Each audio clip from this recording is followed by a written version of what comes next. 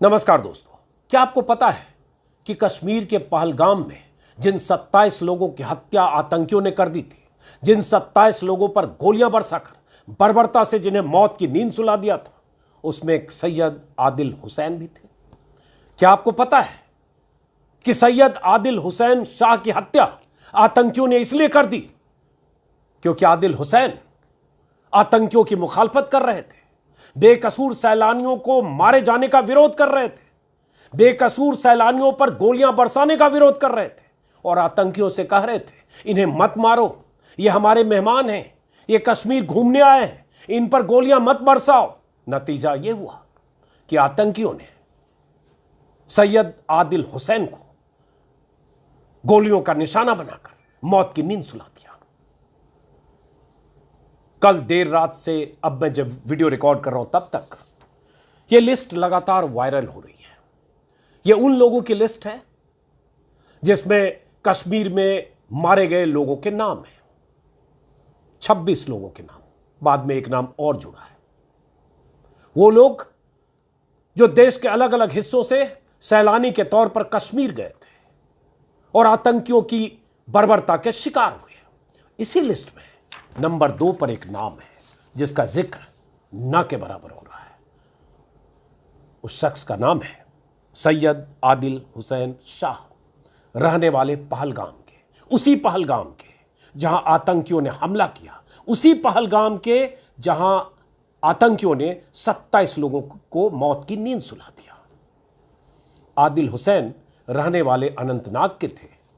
पहलगाम में रोजी रोजगार के लिए घुड़सवारी, सैलानियों को घुड़सवारी कराते थे।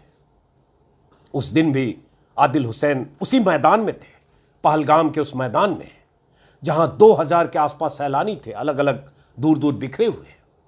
कोई पिकनिक मना रहा था, कोई घुड़सवारी कर रहा था, कोई किसी जगह खाना खा रहा था, कुछ और कर रहा था। आदिल हुसैन अपने घोड़े के साथ घुड़सवारी करा रहे थे सैलानियों को। तभी आतंकियों का हमला हुआ। आसपास के जंगलों से आतंकी दनादन फायरिंग करते हुए उस तरफ बढ़े। 4 से 5 आतंकी थे, जो खबरें हैं उसके मुताबिक। और यह खबर आपको जानना जरूरी है क्योंकि हो क्या रहा है कल देर रात से लगातार कि सिर्फ हिंदुओं को मारा गया, धर्म पूछकर मारा गया, मजहब पूछकर मारा गया, कलमा पढ़ने को कहा, नहीं पढ़ पाया तो मारा गया। और उसके साथ एक ऐसा नैरेटिव कि पूरी कश्मीरी आवाम को आतंक का समर्थक, आतंकवाद का समर्थक, उनके धार्मिक पहचान के आधार पर उन पर टारगेट किया जा रहा है। तो उसी लिस्ट में फिर सैयद आदिल हुसैन शाह का नाम क्यों है? आतंकियों ने इनसे भी पूछा होगा, तुम कौन? नहीं भी पूछा होगा तो वहां के स्थानीय थे, घुड़सवार के तौर पर थे या घुड़सवारी कराते थे सैलानियों को। तो अब सुनिए जरा आदिल हुसैन की कहानी और उसके अलावा कुछ और तस्वीरें जो कश्मीर से आ रही हैं। अलग अलग मीडिया रिपोर्ट के मुताबिक जो पता चला, कई वेबसाइट पर मैं देख रहा हूं कि सैयद आदिल हुसैन ने आतंकियों से राइफल छीनने की कोशिश, चाहते तो वो जान बचाकर जा सकते थे। प्रत्यक्षदर्शियों ने बताया कि जब आतंकियों ने हमला किया, आदिल हुसैन वहीं पर मौजूद था। उसने आतंकियों को रोकते हुए कहा कि वह ऐसा ना करें, ये मासूम लोग हैं, ये कश्मीरियों के मेहमान हैं, इससे कोई फर्क नहीं पड़ता कि इनका मजहब क्या है। लेकिन आतंकियों ने उन्हें धक्का दे दिया कि उसके बाद जब उन्होंने विरोध किया आतंकियों से कि कश्मीर के मेहमान हैं, मासूम हैं, इन्हें मत मारो, आतंकियों ने इनकी एक न सुनी। इस पर वो एक आतंकवादी से भिड़ गया, उसकी राइफल छीनने की कोशिश की। इस पर एक आतंकी ने, हमलावर ने आदिल हुसैन को गोली मार दी, जिससे आदिल हुसैन की मौत हो गई। अब उन्हें जानने वाले, उनके दोस्त, उनके बयान आ रहे हैं कि आदिल हुसैन चाहते तो अपनी जान बचाकर वहां से बच सकते थे, उन्हें आतंकवादियों से भिड़ने की कोई जरूरत नहीं। आतंकवादी उन्हें निशाना भी नहीं बनाते क्योंकि उनके निशाने पर सैलानी थे। सैयद आदिल हुसैन के एक दोस्त ने कहा कि वो अपनी जान बचा सकता था, भाग सकता था, लेकिन उसने भागने की जगह आतंकियों का डटकर मुकाबला किया। उसकी बहादुरी और बलिदान की वजह से कई लोगों की जान बच गई। शायद वो भिड़ते नहीं, विरोध नहीं करते तो कुछ लोगों की और जाने जाती। उनके परिवार के लोगों के भी बयान में देख रहा हूं, अलग अलग मीडिया वेबसाइट पर है। ANI से बात करते हुए उनकी मां ने कहा कि काम के लिए पहलगाम में घुड़सवारी का काम करते थे, परिवार का पालन पोषण करते थे आदिल हुसैन, और उनकी हत्या के बाद परिवार में हम लोग अकेले रह गए। इस हमले में आतंकियों ने पुरुषों का निशाना बनाया, लेकिन आदिल हुसैन जैसे स्थानीय मुस्लिम भी उनकी हिंसा से बच नहीं पाए। आदिल हुसैन की हत्या की खबर जब आई मीडिया वेबसाइट में अलग अलग जगह, आज उनका जनाजा निकला, उन्हें सुपुर्दे खाक किया गया। स्क्रीन पर जो तस्वीरें देख रहे हैं वो उसी वक्त की है जब उन्हें सुपुर्दे खाक किया जा रहा है। जम्मू कश्मीर के मुख्यमंत्री उमर अब्दुल्ला समेत स्थानीय लीडर्स, बहुत सारे लोग उनके उस आखिरी वक्त में सुपुर्दे खाक जब किया जा रहा था उस वक्त वहाँ मौजूद थे, और वो सब लोग उन्हें श्रद्धांजलि देने पहुंचे और याद कर रहे थे कि कैसे एक शख्स सैलानियों की जान बचाने के चक्कर में बचाते हुए अपनी जान दे बैठा। इसलिए कश्मीर को जब बदनाम करने की कोशिश होती है, कश्मीरियों पर जब हमले होते हैं, जब बार बार इस तरह का नैरेटिव कल देर रात से पूरे दिन सोशल मीडिया पर चल रहा है, तो जो लोग ऐसा कर रहे हैं उनकी तो मंशा साफ है। लेकिन फिर आदिल हुसैन के चेहरे और आदिल हुसैन ने जो विरोध किया और आदिल हुसैन के साथ जो हुआ, इसे भी देखने, समझने, याद रखने की, जहन में दर्ज करने की जरूरत है।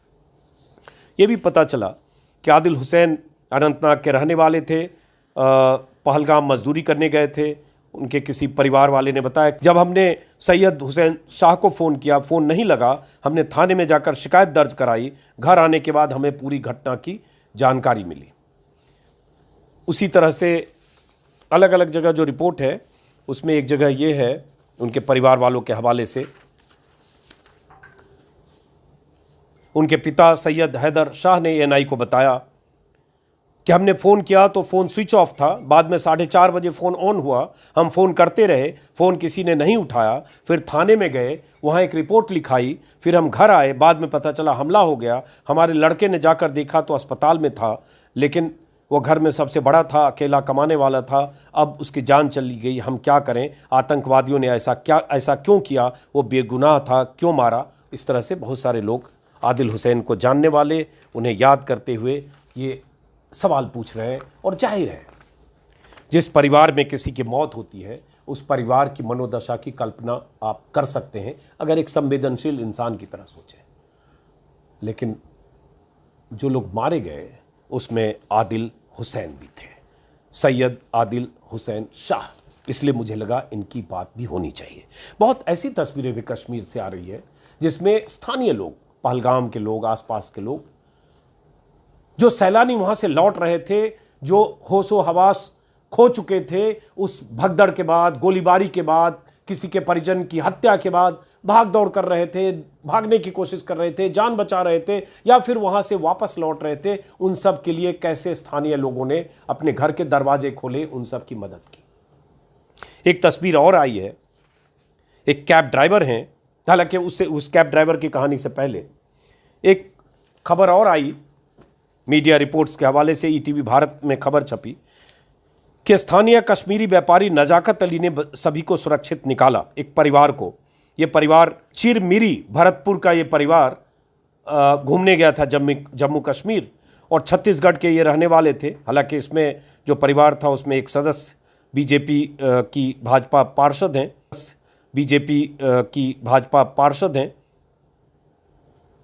पूर्वा स्थापक, उनके पति कुलदीप स्थापक और कुछ परिवार के लोग पत्नी बच्चों के साथ वहाँ कश्मीर गए थे छुट्टियां मनाने। 18 अप्रैल को, 21 अप्रैल को पहलगाम पहुँचे, 22 अप्रैल को पहलगाम में आतंकी हमला हुआ जिसमें 26 जानें गई। उसी में कहा गया कि कश्मीरी व्यापारी ने बचाई 4 परिवार के लोगों की जान। शिवांश जैन ने परिजनों को बताया कि सड़क के दोनों तरफ पर्यटकों की भीड़ थी, अचानक फायरिंग शुरू हो गई, लोग इधर उधर भागने लगे।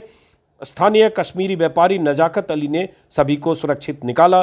नजाकत हर साल सर्दियों में चिरमिरी आकर कपड़े बेचते हैं। पर्यटक उन्हीं के साथ पहलगाम के आसपास घूम रहे थे। फायरिंग के दौरान उन्होंने सूझबूझ दिखाते हुए सभी की जान बचाई। घटना के बाद चिरमिरी में परिवार के लोग चिंतित थे, और ये कहानी एक आई नजाकत अली की। ऐसे बहुत सारे लोग जिस तरह से मदद के लिए सामने आ रहे हैं, उनकी तस्वीरें वहाँ से आ रही हैं।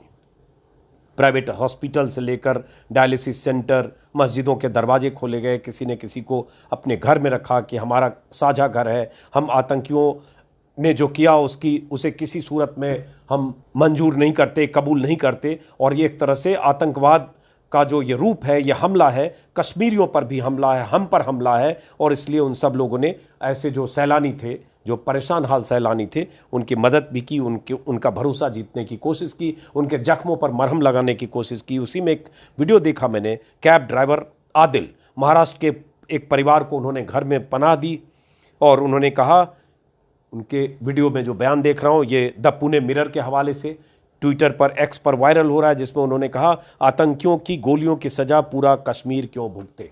और उस परिवार के साथ आदिल दिख रहे हैं, कैब ड्राइवर, जिन्होंने उस परिवार को बचाया। मैं चाहता हूं इस वीडियो के छोटे से टुकड़े को आप जरूर देखिए और सुनिए। तुम्हारा सांगते अभी ये जो कुछ भी हुआ इस वजह से पूरा कश्मीर का इकॉनमी इफेक्ट होगा।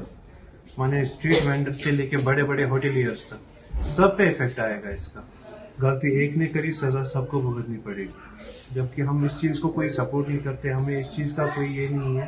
ये पूरा इंसानियत का कदर है। ये जो कुछ भी हुआ, वो तो वहाँ पे मासूम से बच्चे थे, अपनी फैमिलीज को लेके आए थे वो घूमने, उनको क्या पता था कि उनके साथ ऐसा होगा। पुणे मिरर के हवाले से ये वीडियो मैंने आपको दिखाया।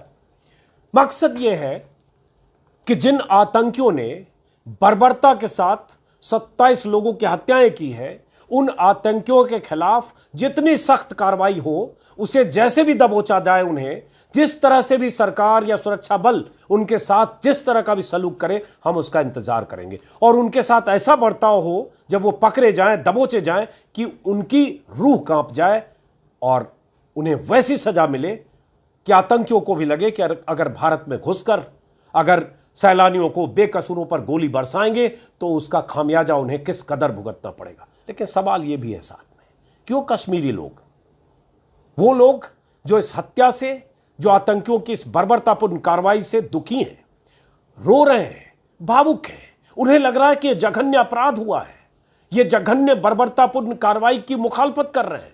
कोई कैंडल मार्च निकाल रहा है, कोई नारेबाजी कर रहा है, कोई प्रदर्शन कर रहा है। कश्मीर के अलग अलग इलाकों में, श्रीनगर समेत ज्यादातर कश्मीर के इलाके आज आतंकी हमले के विरोध में बंद थे। बाजार बंद, दुकानें बंद। कश्मीर से आवाज लगातार आ रही है कि आतंकियों ने कश्मीर को लहूलुहान किया है। आतंकियों ने सिर्फ सैलानियों की हत्या नहीं की है, आतंकियों ने कश्मीरियों की हत्या की है। आतंकियों ने कश्मीर के प्रति जो भारत के अलग अलग हिस्सों से जाने वाले सैलानियों को जो भरोसा था, जिसकी वजह से जाते थे, उस भरोसे का कत्ल किया है। इस तरह की आवाजें लगातार कश्मीर से आ रही हैं। मैंने सुबह के वीडियो में भी दिखाया था।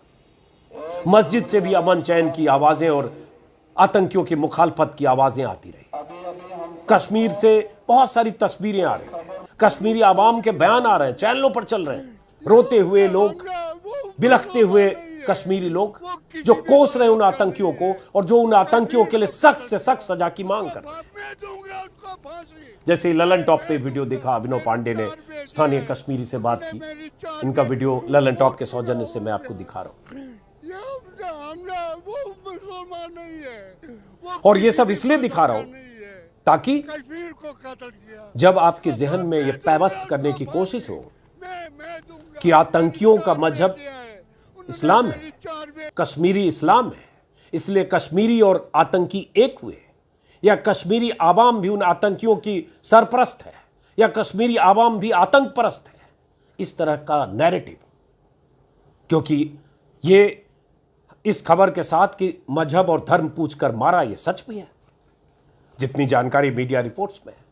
लेकिन उनका मकसद क्या था, और जो मारने वाले थे उन्होंने सैयद आदिल हुसैन को भी मारा, यह जानकारी भी आप तक पहुंचनी चाहिए। बहरहाल,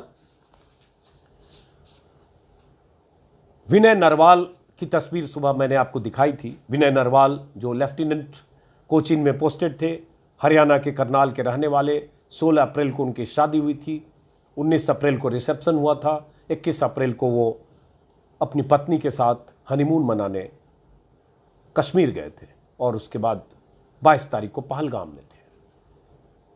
जब गोलियां बरसाई आतंकियों ने, तो जिन 26-27 लोगों की जानें ली, उसमें विनय नरवाल भी थे।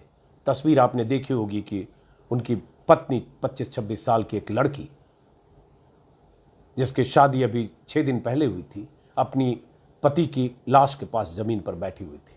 उस लड़की की तस्वीर वीडियो ऐसी भी आई जिसमें वो गुहार लगा रही है, भाग रही है अपने पति उसके पति पर जब गोलियां चली उसके बाद।